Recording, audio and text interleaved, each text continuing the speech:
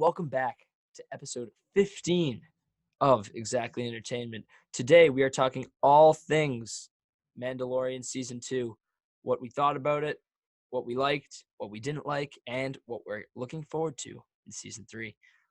I'm Derek Terrell. Matthew Lyons. This is the way. All right, so overall, Matt, like 1 minute thoughts and impressions on the season. I love this season. I was without, I know we're going to talk about this later. It started off very strong.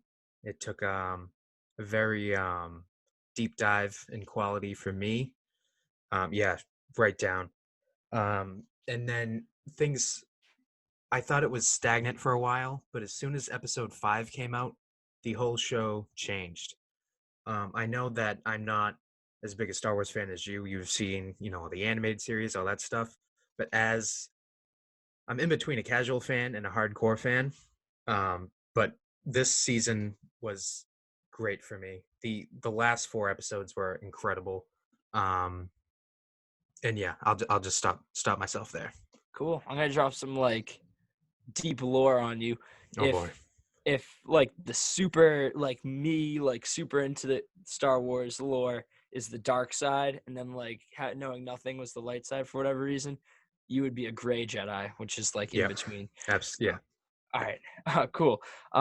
As a diehard Star Wars fan, pretty much, I loved this season. There was so much to take away, and being such a hardcore fan, I felt so rewarded this season for being such a hardcore fan. Name drops, character appearances, all of that stuff really paid off for someone like me. Um, in the same way, Matt, where maybe you're watching Marvel films and you notice things that you recognize that other people wouldn't have picked up on. You know what I mean? Hmm. So overall, I love this season. I will say there was from around 2 to 4 a little bit of a blurry spot, but those last 4 episodes were all I'll get into my ratings or whatever for them later, but it really picked back up, and I was someone who wasn't as that dip in quality wasn't as jarring for me. As someone who doesn't care at this point and just is giddy and happy to see new Star Wars every week. Um, I loved this season. I would say it's better than season 1. Would you agree? I would. Yes, I think because I think it took a while, but it finally knows what it is. And I think season 1, it was finding its footing, and even in the first half of season 2. But I would overall rank it above season 1. Yeah. So, episode 1. This was The Marshal. Hmm. I loved episode 1. I think that, you know, I liked it more as season 2, chapter 1 than what it was, which was Hmm. season 2, chapter 9. See, as a follow up right after our finale last season, it was a little different. I think it works much better as a season premiere. I loved how this was a single story. It had cool characters with cool motives, a great action scene, and cool callbacks to fans with Boba Fett's armor. I watched this show with my dad, and he didn't even realize that was Boba Fett's armor. Where I knew right off the bat as soon as that guy walked in, okay, they're doing this, from the Legends, where someone wears Boba Fett's armor. So I thoroughly enjoyed this episode for everything it had to offer. What about you, Matt? I also love this episode. I heard earlier, like a few months before, that Timothy Oliphant was going to be on the show, and I'm a huge fan of his. He was in Justified. I love that show. Huge fan of his. So once I knew he was going to be on the show, I was excited. I didn't know what episode he was going to be in, but I knew he was going to be wearing Boba Fett's armor. So I was super excited for that. And then once I found out that was the first episode and I saw the title, The Marshal, I was like, yes, like, oh, what a way to start the season. And it was. I mean, I completely agree with what you said. Going back to, like, with the show finding its footing, it didn't know whether it wants to do an episodic thing where each episode is its own story or wants to have that overarching thing. But either way, like you said, it was a good season premiere. It reminded me why I love The Mandalorian. Um, and I was kind of like, iffy about it. But once I saw the recap, I was like, okay, Mandalorian's badass. Like, I remember now. I'm ready for the new season. I thought it was a great way to reintroduce the character. Yeah, absolutely. And there was so much, in that episode, even for, fans like me to pick up, like um the big creature that they fight. Obi-Wan emulates that sound in episode 4 to scare the Jawas away. Um or not Oh the yeah. Jawas. Oh, now I sound like an idiot. But How dare you?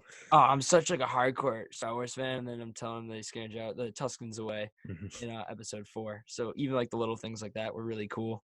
Um Great effects as always with the Mandalorian. Mhm. Obviously, with such a high budget, the show always looks great. I don't even think I'm going to talk about that for the rest of the show, with the rest of this episode, because it's just the highest standard of quality throughout the entire season and even last season. So it's almost, you know redundant to talk about how good the show looks at this point. Minus the jeans guy, the crew member that was spotted. Yeah. We're not going to talk about that. Wait till we But see the cosplays of him at oh Star boy. Wars Celebration. All right, so episode 2, The Passenger. Yikes, this one was definitely that dip in quality you were talking about. I Yeah. would say this is the worst episode of the show, including season 1. Um, Definitely, episode 1 had momentum. This one killed it for a lot of people. This episode got a lot of people to question how much they liked The Mandalorian. I was someone who wasn't as affected by it. I mean, it is a little annoying, to see that Mando's journey is slowed and dragged out like this, especially in an only 8 episode season. But I still think there were things to enjoy about the episode. And this was right at the beginning of the season. It's not like this was episode 8. I would have liked it to be better, but if we're going to take a hit, I'd rather take a hit on episode 2. Like I said, still redeemable things. I just love seeing Mando and Grogu, so I was happy enough. Matt? I didn't like this episode. I hated it. I found it boring. I thought this was an episode of nothing. Like even like, no, progression of the story, but like no character development. And it was a huge retraction from the show. Like even having Baby Yoda, Grogu, excuse me, eat the eggs. I mean, it was so out of character for him. And like I understand why someone thought, or the decision to have, the whole like ice cave thing. It was a cool visual, but I got over it very quickly. And it got very stale, and I hated this episode. I didn't think it had um a whole lot to enjoy for me. Yeah, man, and that's totally fair. I mean, like that's totally valid. Um, I'm in a, sort of similar place with it. I guess I was just kind of on that high of episode 1 and, with Star Wars being back and that, Hmm. just being able to see Mando walk around with Grogu and do things was, enough for me that early on. But I definitely agree with everything you said. Everything Yeah. bad you said. I think The Mandalorian, one of its greatest strengths is that each episode it has a new director to make it fresh and exciting. But I also think that that's a huge drawback when you have episodes like this that are so different from the rest of the series and don't add to the mythology or really to any of it. Yeah, I'd agree with that 100%. I like how they did like keep most of the same writing team along Hmm. for most of it. I believe John Favreau wrote most of the episodes. Yeah, I think Um, all but episode 7 5. He didn't write and episode and 5. 5. Right? That Yes, was that was Dave. Filoni. Um, yeah, I think that having the different directors, you're gonna have people who care way more about Star Wars and people who care more about telling their own story. And I think that's okay in a series, much more okay than doing it in something as important as the sequel trilogy. So, I appreciate that. Episode 3 is the Heirs, I believe. The Heiress. Yeah. Yes. I loved this episode. Seeing Bo Katan played by Katie Sackhoff, the same person who voices her on the animated series on both Star Wars: The Clone Wars and Star Wars Rebels. Bo-Katan is an absolute badass in the animated series. And when I heard that, she was going to be coming on the show, I was super excited. And the fact that, they got Katie Sackhoff, the same voice actress, to do it, and she looks great as Bo-Katan was super, super exciting. I think this was a great episode to expose Mando to the idea that, some Mandalorians do take their helmets off, and he's actually part of a minority, which is a cult that, follows the ancient ways of Mandalore. And for him to kind of have his views challenged by people that he have always identified with, I think that was really important for him. But overall, highlight of this was seeing 4 Mandalorians kicking ass, um, killing stormtroopers.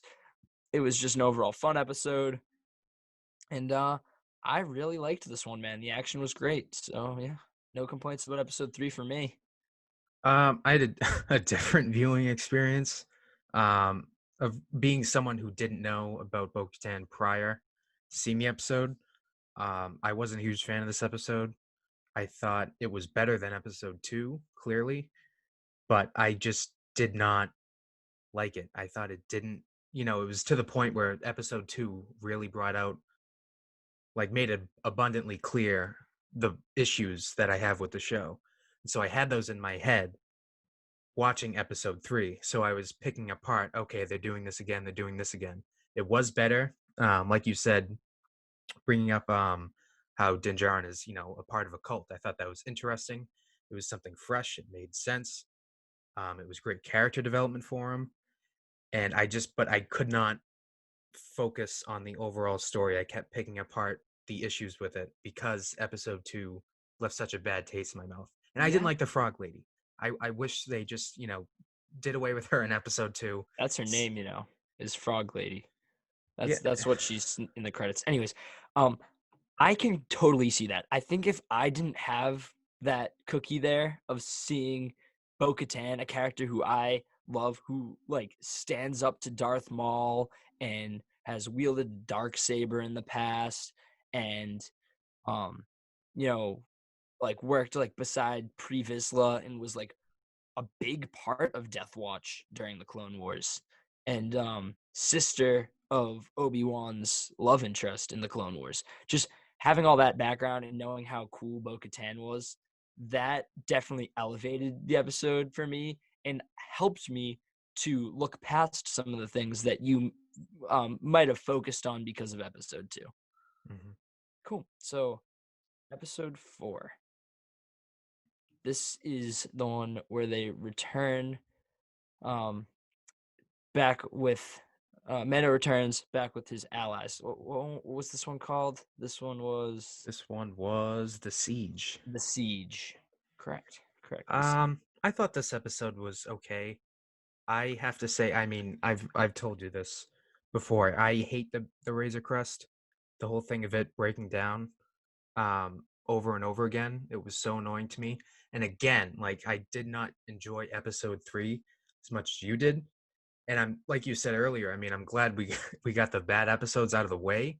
When you have like 2 episodes that I did not like personally back to back, and having one that was a lot better and I would say was pretty good, but again, having those issues that I picked apart and seeing that Razor Crest have to be repaired again, it annoyed me so much. It got me so frustrated. I mean, they overused that plot point way too much. I'm so glad it's gone. I know I'm getting ahead of myself, Yeah. but this episode, Okay. it was fine. I thought Yeah, it I was think okay. I will say Carl Weathers directed the shit out of this episode. He did such a good job with the action, I think. That valley chase was so cool. Hmm. You know, they did such a good job with that. And, like the music and when Mando comes in at the end and saves them and Grogu's all having a good time. I think the comedy with the I say I'm a hard see, I get scared when I say I'm a hardcore Star Wars fan and then I like don't know like the species names, but the Yeah. blue guy, Hmm. um is it Quilla? No. no, I don't know his name. I'm not even gonna try I'm to not gonna try say to it. I either. don't know. But all right, you got me. I don't know the blue I'm a guy's. fraud. I don't I'm know. a complete fraud. I hate Star Wars. Did you know that, Matt? I don't even like it. Wow, you I had me like fooled. when I watch those animated series, I sit there with a straight face. I'm just Mhm. doing research for work. No, but I do like that blue character. He's funny. I think he's funny. We haven't seen someone with that type of like comedy in Star Wars, and I really appreciate that they'll go places with, obviously in real life there's all different types of humans, and I love when, like, with all different types of personalities, and I love when they make different aliens and different characters in Star Wars with all different personalities and whatnot. Um, I thought that the cloning stuff was super interesting with all its connections to the sequel movies. Mhm. That was something that made me go, huh, like kind of very interesting, very interesting. We got to see a Yeah, little bit more of what the Empire's motives were. Um, Other than that, it was a pretty shallow action episode, yeah. and I was I there You for it. brought up something that I completely forgot about Yeah, the humor in this episode. If I'm remembering correctly, that was a big drawback for me.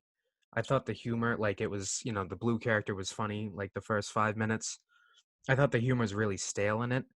I felt like they were just going for like cheap laughs. It was like kid humor in like the MCU, like dumb one-liners that, I don't know. I felt like they just overindulged in the like, oh look, I'm a funny character, funny line, funny line. I don't know. I could be misremembering, but I'm pretty sure that was a huge issue I had with this episode. fair. Okay.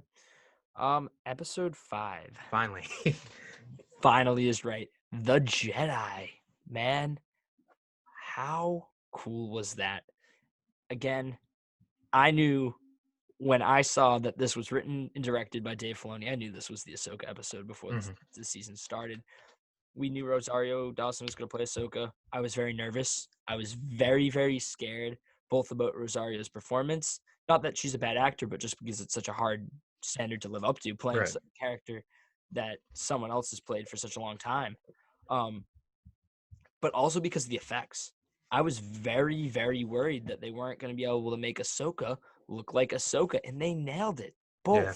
Both the effects and the mannerisms in the way Rosario Dawson played Ahsoka were perfect.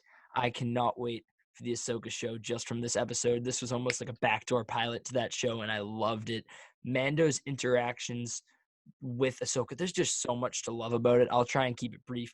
Grogu's name reveal, his backstory reveal, um, everything like that. The action, great. Seeing Ahsoka's white lightsabers, all the action with Ahsoka was amazing. But Hmm. just seeing Ahsoka again was so cool. And to see her in live action was awesome. I know you don't know the story of Ahsoka as well as I do, but man, that's a character that's so annoying and you hate when you first meet her, but she matures into such a cool person after being affected by Anakin and Obi-Wan and like growing up around them. She's only like 13 or 14 at the beginning of the Clone Wars, and to see her in like her adult age as like matured and having all that wisdom from Anakin and Obi-Wan is Hmm. just so cool.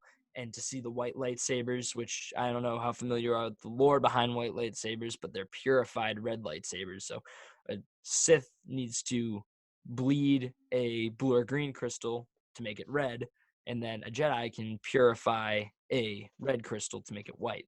So seeing those was super cool. That that's those are the lightsabers she used. All her action was amazing. Loved the episode and a Grand Admiral Thrawn name drop. Perfect. Loved it. Um, I knew about Ahsoka. I don't obviously. I mean, you said I don't know as much as you, but I knew she was coming in this episode. I was very excited, and I was like worried when she wasn't like even like a shot of her was in any of the trailers. That was alarming to me. I was like, oh, why aren't they showing her? Does she not look good? What's going on? But I'm so glad they didn't show anything because, especially with the opening to the episode, how like you barely see her, you just see the cloak in the shadows. It Yeah. was it was an amazing episode, well directed. I loved the little confrontation between her and Mando. When he had to yell like Ahsoka Tano, like Bo-Katan sent me. Seeing for the first time, well, I don't know, it's probably in the animated series, but seeing like a lightsaber interact with the Beskar was so cool to see. And I love like the kind of the Kill Bill esque, ninja um last few minutes of the episode with I'm blanking on her name, the evil woman there in Ahsoka, how she had the Beskar spear, and seeing that fight was so cool. It wasn't like the fastest. It was like a ballet. It was so cool to see. Um, Especially in like that pond setting. It was a very well directed episode. Um, Rosario Dawson was awesome in it. And like you said, I'm excited for the Ahsoka series. And yeah, this was another episode. Like I was scared they were gonna take the focus away from Mando too much, but they didn't at all. Yeah, Um, especially with what I heard about before the season premiered and all the drama. yes. But we can talk about it later if we want. Yeah, dude. Even like the shot of Mando in front of the gate, and you see like Ahsoka drop behind like the Yeah. wall, and like the music that plays there, dude. It was just so cool seeing like a character, like a new character, like Din that I am obsessed with. Like Din Djarin's like up there for me. Oh, He's up there absolutely. with like Obi-Wan and Luke as like Hmm. some of my favorite characters in Star Wars, and to see him interact with a character from my childhood who I like watched when I was like really younger as the Clone Wars was coming out. What was that, 2008? So years ago now. Like character who I grew up with a new character who I love. That was just so cool to see. And to see them like work so well together, so Yeah. sick. And like the plan they make where she pretends she killed him and throws the shoulder plate down, just a great overall episode. This is Dave Filoni's passion project. Even like the shots of her holding Grogu with the moon in the background in the forest. Beautiful episode. This episode was a work of art and I loved it. Episode 6. The tragedy. The Uh, tragedy. it was tragic, but I'm so glad it happened because, like, it was like finally, there are stakes. Um, I mean, I've expressed my criticism with the show, but this was the start. Well, this was like when I knew that, like, okay, this season is going to be better because last episode was amazing, and I always liked Boba Fett. I never really I always liked him. I didn't think he was one of the best, but seeing him kick ass in this episode was incredible. It was Yeah. so cool to see. And the Razor Crest exploded. Yes. Yay. It was so Yay. exciting to see. Oh, everyone who bought that Lego set is gonna be a little sad. Well, yeah, Boba Fett is such like a widely loved character, Mm. but he does nothing in the movies. Hmm. He's the most dangerous bounty hunter. Everyone says, you don't mess with Boba Fett. He's the most fierce bounty hunter in the galaxy. He kicks butt, and he does in the comics. But to see him kick ass on screen, Tamora Morrison, the same guy who played Jango Fett, obviously, because Boba's a clone of Jango Fett, Mm. you know, with such this like matured attitude, like the Sarlacc pit messed me up, man. Like I'm a whole different guy now. Was so cool. I just love everything about this episode. I liked this episode more than the Ahsoka episode, and that's like, from me, that's crazy. But they get right to the point. No pit stop before Typhon. We're not repairing the Razor Crest again. We're going. They Mm. go there. He puts them on the Seeing Stone. He starts his thing. He's not doing anything. And that shot of the Slave One flying around and then it lands, I knew exactly who that was. I know the Slave One's iconic. I was so excited. And then from that point on, action. The rest of the episode. The music and the way it would distort Mando's voice when he tried to grab Grogu. Come on, kid. We don't Hmm. have time for this. We got to go. So cool. And it was action the whole time. As a Marvel's Agents of S.H.I.E.L.D. fan, I love Fennec Shand because that's Melinda May, who, same character, same actress, Ming-Na Wen, and she's so cool. And, like her action scenes are great where she jumps off the rock and snipes a guy. Like, come That on. was that That's was like cool. fun Star Wars stuff. Um, When I first saw this episode and I saw her, I was like, "Oh, really?" Like I didn't care about her. I just didn't care. But like, and I was relieved to see that Boba Fett and what's her name, Fennec? Fennec Shand, Fennec. I'll just say something like her. that. Um, Fennec is or whatever. Yeah, Fennec. I was relieved to see them in the next episode in the finale, to know Yeah. that they didn't just stop by just so that they can get their spin-off show. And it made sense, why they stuck around. I thought the action was good, and finally, like the story jumped off exponentially, even more so than it did the previous episode.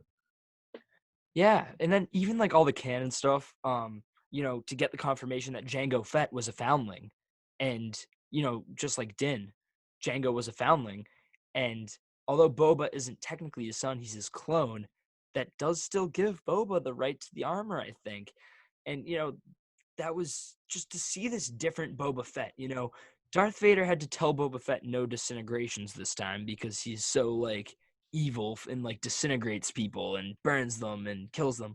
To see this, like, honorable, humbled Boba Fett was so cool, and Yeah, it's just so badass. He's like his father, He's like Django, and, Boba Fett is no pushover. Jango Fett was famous for killing Jedi. That's why they cloned him in the first place. So that way, when Order 66 came, they'd have a ton of good people to kill Jedi. So Boba Fett, for all intents and purposes, was built to kill Jedi in a roundabout way. So to see him get what he deserved and destroy all those stormtroopers, shattering their helmets even before he gets his armor. And yeah, then when he does get his armor, we finally get to see him use those little like leg rockets that have always yeah, been there but never used. That stuff's just so cool. And they just did a great job with this whole episode and the action. And it was nonstop. The stakes were high. My eyes were glued to the screen. Um, and the ending was great too. So yeah. loved this one. All right, episode 7. Believer.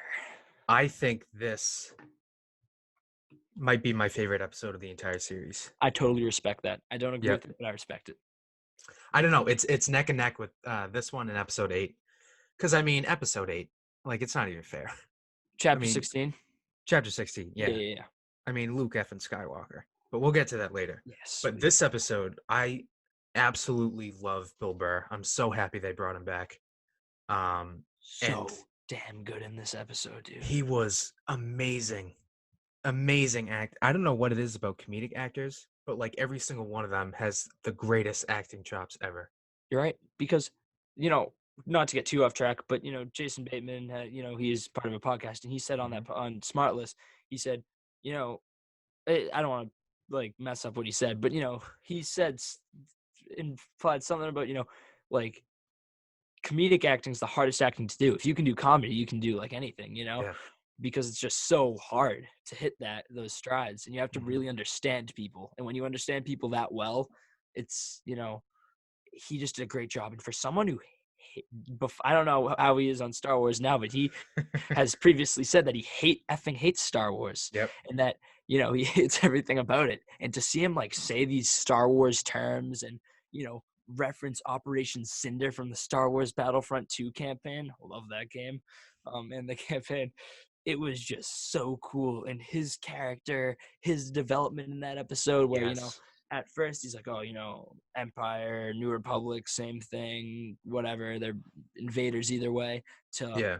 the Empire's like evil, like screw these guys. And Yeah. to see that clash with Mando's character development, oh, it was just so good. This was definitely Din's. I would say this episode was more influential than episode 8 for Din's character. Yes. Pedro Pascal was amazing in this episode. Kills it. It was so good. I mean, his eyes said a million more words than he ever could. His acting was incredible in this episode. And that conversation with the general, oh my god. Like that was like Tarantino level of tension. Dude, you're Like right. it was incredible. The dialogue Even and yeah, even his face like pleading there's like don't do this, you're going to kill us all. yeah. It was so good. It was a perfect episode in every single way. I did not think like that, like just the way that Pedro Pascal makes Din look so uncomfortable without Yes. that helmet on Mhm. was so dang good, dude. Like Oh, Pedro Pascal is amazing. And I think he knows that he doesn't have that helmet off a lot. So when he has that helmet off, he has to like bring it. You know what Yeah. I mean? And he every time he takes that helmet off, absolutely brings it. Even when he first takes it off, you can tell it's like that adrenaline when you make a hard choice and it's like, yeah, I did the right thing. Like I'm doing what I have to do. You know what I mean? Like you get that on his face. Hmm. And And just then when he got stopped and someone saw his face, yeah, it was such a good episode. dude. Even Everything like about in the opening scene, when when Bill Burr's character said, he's like, "Oh, I thought you were some other guy," that and was seeing Boba Fett with his painted armor next oh to the Din repaint Djarin, looks so good. oh my god, I got chills when I saw the Dude, two of them same. standing together. Dude, especially yeah, I thought you were some other guy, and then you walk out, and it's like doo Doo doo. doo. Oh, yeah.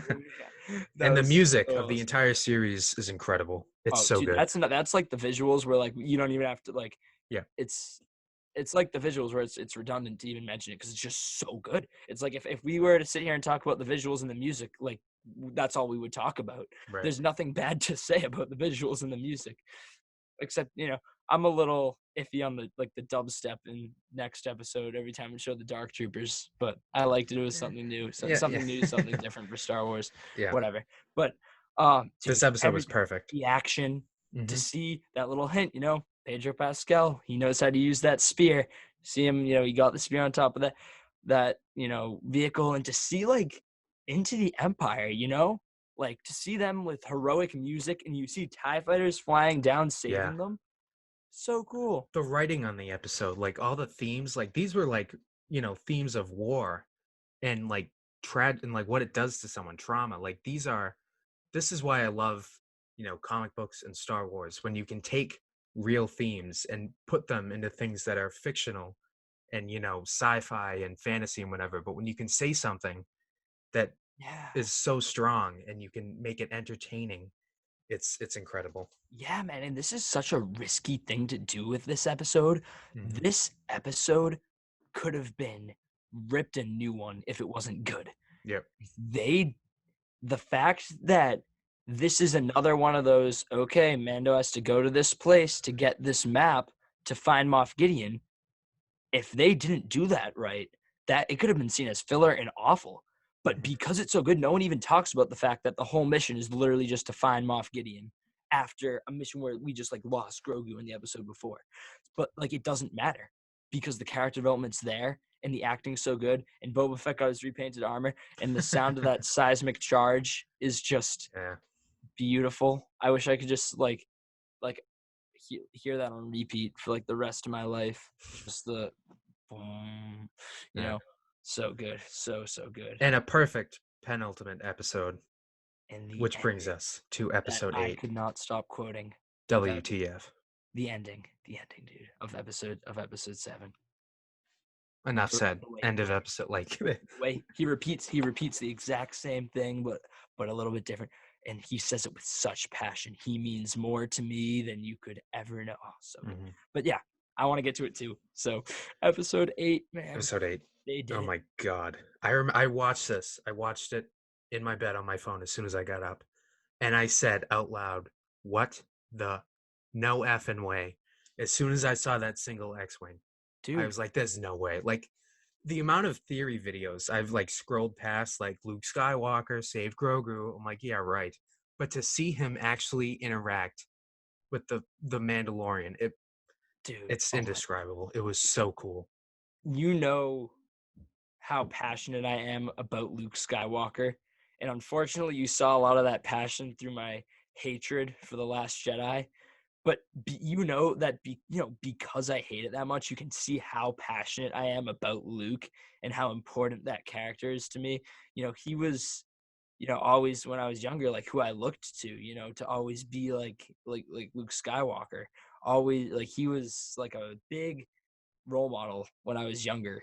And to see that Luke again, not this Last Jedi sequel trilogy Luke, but to see that Luke again meant so much. And just the way he talks, he doesn't come in there and he's like, I'm Luke Skywalker, motherfuckers. Give me the kid. Like, I blew up the Death Star. I killed this guy, killed that guy. He comes in. Are you a Jedi? I am. He's so calm, Hmm. he's collected, he's like wise, he's respectful. He gives Mando his moment with the kid. He's not like get over here. You Yeah. know, he he's so respectful and humble and wise and fights so elegantly. It's even with the music. I know I said we weren't going to talk about it, but when you see that X-wing come across and it starts playing that music and you just see the green lightsaber. Oh, dude, it The was look on Moff Gideon's face, like, oh, like, uh-oh. dude. He even I tried to want to kill talk. himself. I want to talk about that. You know why it's gonna. So here's what you gotta think. Everyone in the Empire. I know it's not known throughout the galaxy, so Mando might obviously didn't know this.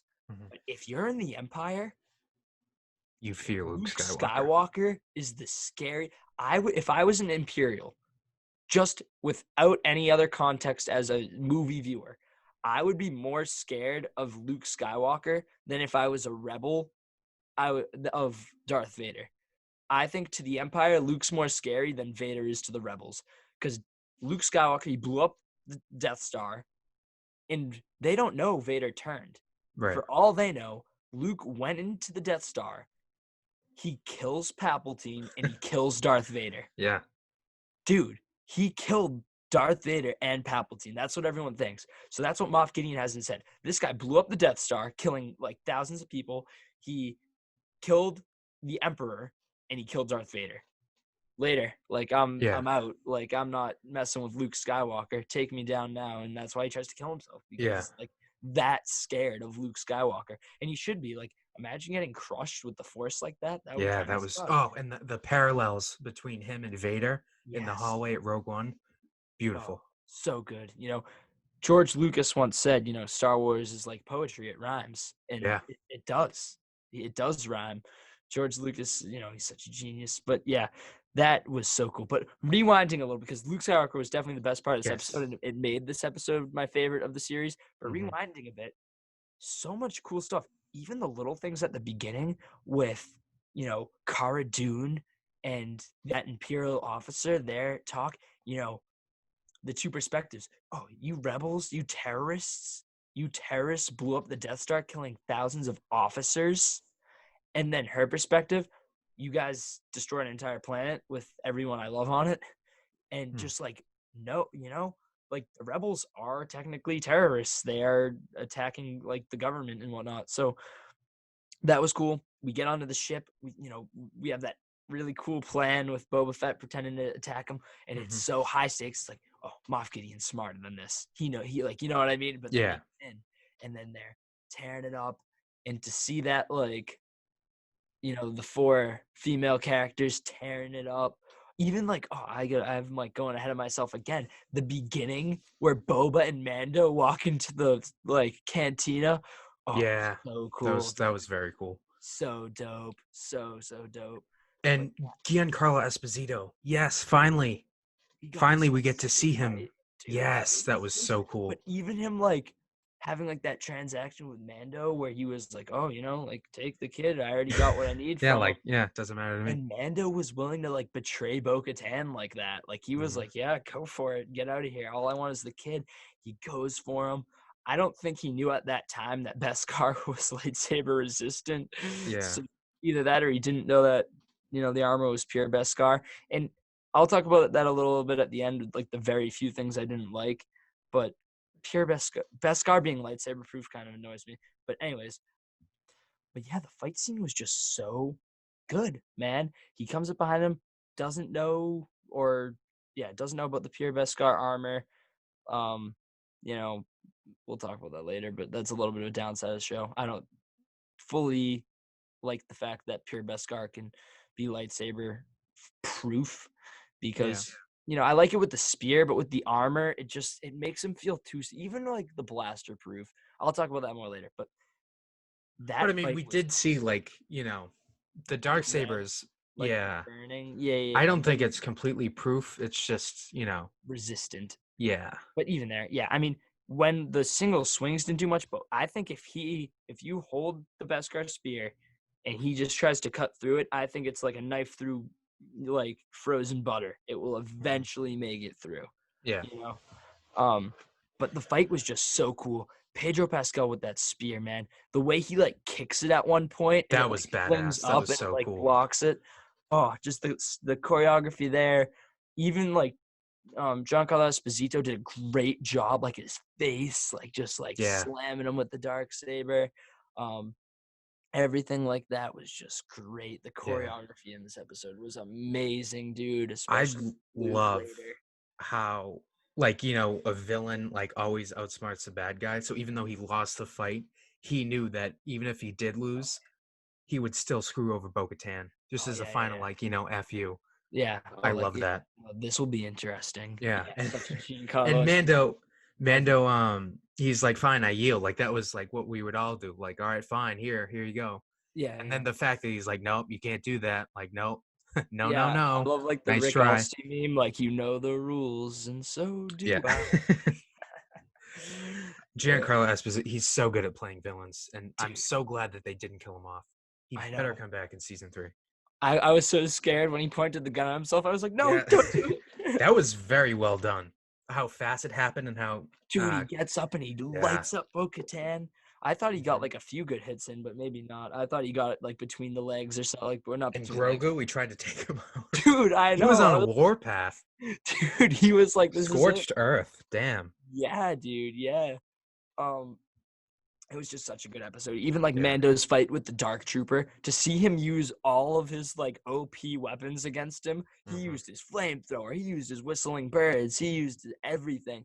And then to see that it took like that much to take down one just made it so much more satisfying. Luke didn't come in and kill a ton of useless stormtroopers. He No. didn't just tear through he tore through the Dark Troopers, man. Yeah. Those things were crazy. And he just came in so calmly in the music. He does like a spin and he holds out his hand so like effortlessly Yeah. and just blasts them back. And he's just like one single slash down, done with that guy. Goes to Hmm. the next guy, takes him down. Just so like calm.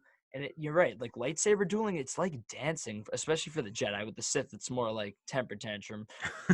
Um, yeah, it was just so well done, and all of like the drama, and then everything's happening. They're arguing about the dark saber, and when Din came in holding the dark saber, that was so sick. Yeah, that was You cool. know, I really hope that he just like has to keep it for season 3. The Hmm. reluctant hero now Hmm. has to be the ruler Mandalore, or at least for now. You Yeah. know, I really want to see him use that thing. Yeah, so do I. But dude, so cool, so cool. What a way to end the season. It was so God, cool. dude. All right, we got to talk about. If I wasn't so excited about Luke being there, I definitely would have cried because that was. But I was like still in like shock. My body was still in shock at 3:30 in the morning from Luke being like in front of my eyes right now that I like couldn't even like get there to be sad and like to cry. But Mm, watching it back, holy crap, dude, that is a sad scene. The yeah. things that he says to Grogu, you know, he says, you have to go now. This is who you belong with. He's one of your kind. Um, when he says, don't be afraid. That's what really got me. Yeah. Don't be afraid. And he takes his helmet off and he lets him feel his face, and it was just beautiful. And R2 comes in, and I have quite the freaking theory for you. But um R2 comes in, and that was great, and Luke takes him away, and it was bittersweet. It's good to see Grogu with who he belongs with, but I don't think he's off the show forever. Mando did promise he'd see him again, and I think Hmm. maybe after a time jump in season 2 to 3, we might be able to see him soon. By the end of season 3, and I really hope so. Yeah. Oh yeah, what do you think about all that? I loved it. I thought it was a great way to end the season. Like you said, I mean, his relationship with Grogu is what started the show, so there's no way Grogu is off the show for good. There might be a bit of like, but at the same time, I would hate for him to show up in episode 1 and act Yeah, like all is good. me too. I think, having him come back 7 or 8 at the end of season 3. I Do you think that think would he'll be have like a fine. lightsaber when he comes back? Like he's like got like full Jedi like Jedi Maybe, training for like a few months, and he's maybe, got a little lightsaber. maybe he helps Mando, with whatever he's dealing with. I'm glad. I think it would be.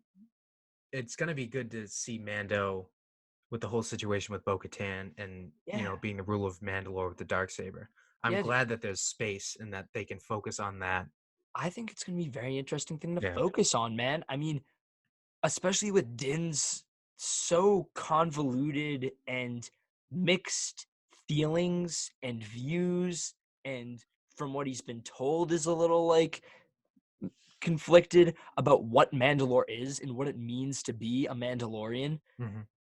To go full on into focusing about retaking the planet Mandalore and reuniting the Mandalorian people is so interesting just because of this season and last season has just been challenging his views about what it is to be a Mandalorian. And now with this post season 2 Din now has to go confront that life that he had. Maybe he won't like what he sees so much. You Hmm. know, it would be very interesting to see him talk to the armorer again, who was very strict. Did you remove your helmet in front of anyone? No. He did, and Yeah. everyone saw it. And I think it's going to be very interesting, man. And I cannot wait to see what's next. Especially considering we have three spin-off shows now that take place in the same timeline as The Mandalorian, and it's been said that they are going to converge in a crossover-like event. And I think that that could be like a 4-episode limited series. Yeah. It would maybe it's called Thrawn, like Grand out something about Thrawn, that could be really cool. So, I um, can't wait. The future of Star Wars looks very, very bright. yeah, stay tuned for the next episode, and we'll talk a little bit more about that. Um, All right. Thanks for listening. And yeah. we will see you on the next episode of Exactly Entertainment.